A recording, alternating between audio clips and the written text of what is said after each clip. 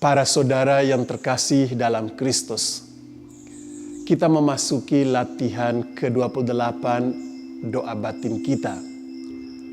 Untuk mengantar kita memasuki latihan ke-28 ini, saya ingin mengajak kita untuk merenungkan soal membangun sikap pertobatan.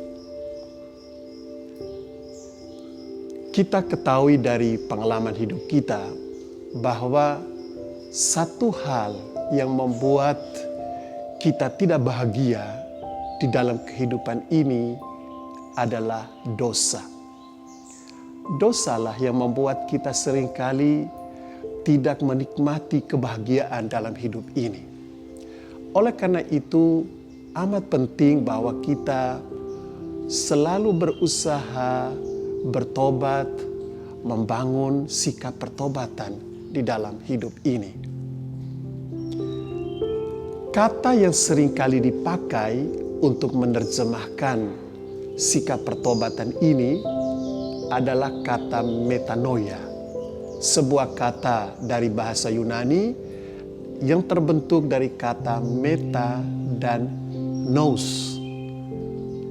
Meta itu artinya melampaui atau perubahan, dan nous itu adalah bagian tertinggi dari jiwa kita. Jadi dalam pandangan Yunani kuno pada saat itu, mereka membayangkan manusia ini terdiri dari tubuh dan jiwa. Jiwa ini terbagi atas 3 bagian.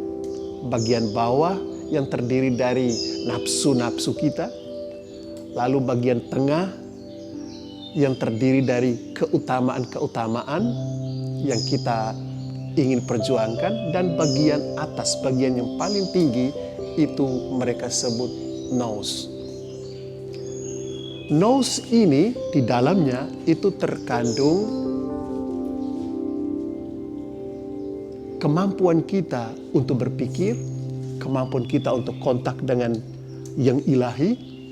Jadi berarti di dalam nous ini terkandung kecerdasan kita, kemampuan berpikir kita ada di dalam nous ini. Sehingga ketika kita bicara tentang metanoia, kita berbicara tentang perubahan pikiran, perubahan cara berpikir kita. Jadi metanoia itu artinya secara harafiah perubahan pikiran kita. Memang bagi orang Yunani, perubahan yang paling penting adalah perubahan pikiran. Nanti kemudian dari perubahan pikiran ini lahirlah perubahan tingkah laku. Jadi tingkah laku ini menyusul, perubahan tingkah laku itu menyusul perubahan pikiran.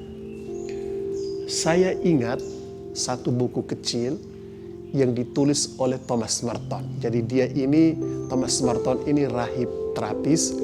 Dia pernah menjadi magister untuk para novisnya. Lalu untuk para novis, untuk para pemuda yang baru masuk dalam hidup membiara ini, dia tuliskan bagi mereka sebuah buku panduan yang dia beri judul Conversatio Morum, perubahan pertobatan tingkah laku. Dia menerangkan dalam buku ini, dalam buku panduan itu, bahwa pertama sekali perubahan itu terjadi pada level pikiran. Kita harus berubah, kita mengubah cara berpikir kita. Dan kemudian baru perubahan tingkah laku. Sebab bagi Merton, dia menerangkan dalam buku itu bahwa tingkah laku kita itu seringkali lahir dari cara berpikir kita. Kalau cara berpikir kita benar, maka tingkah laku kita juga dengan sendirinya benar.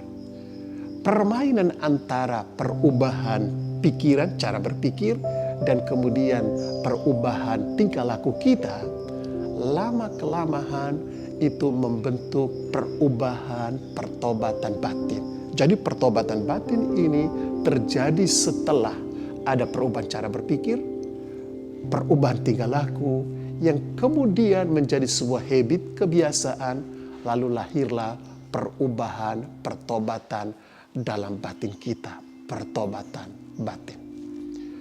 Dengan demikian para saudara, apa yang disebut dengan hati baru itu terjadi setelah perubahan cara berpikir, perubahan tingkah laku, dan perubahan batin yang kita alami.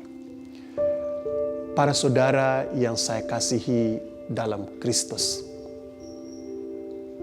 dalam hidup ini kita seringkali jatuh dalam kedosaan. Kita berdosa dan kita tahu, kita alami, kita seringkali terpeleset. Kadangkala kita menjadi putus asa. Karena tiap kali kita membangun niat baik untuk bertobat, untuk menjadi lebih baik, kita jatuh lagi. Kita menjadi putus asa. Ada sebuah kisah menarik yang barangkali membantu kita untuk menghadapi pengalaman seperti ini. Ada pertobatan, ada niat baik untuk berubah, tapi kita jatuh. Kita gagal mempertahankan niat baik ini. Ada seorang suster, dia setiap bulan sekali pergi menghadap uskup yang adalah pendiri dari tarekat religiusnya untuk menerima sakramen tobat dan percakapan rohani.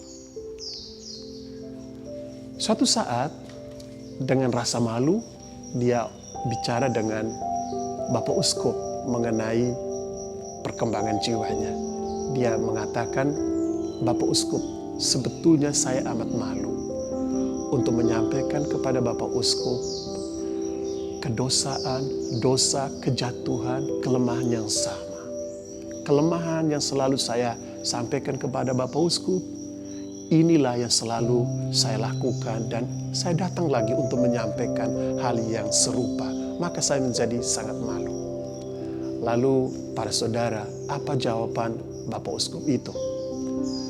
Bapak Uskup berkata, anakku, bagi Tuhan itu tidak penting bahwa engkau jatuh. Bagi Dia yang paling penting ialah setiap kali engkau jatuh, engkau bangun. Itu yang paling penting bagi Tuhan. Kalau engkau jatuh, engkau harus bangun. Perhatikan para saudara, kata-kata Bapak Uskup ini. Tiap kali kita jatuh, kita harus bangun. Dan inilah yang kita alami, dinamika yang kita alami dalam kehidupan ini ya. Jadi setiap kali kita jatuh, kita harus bangun.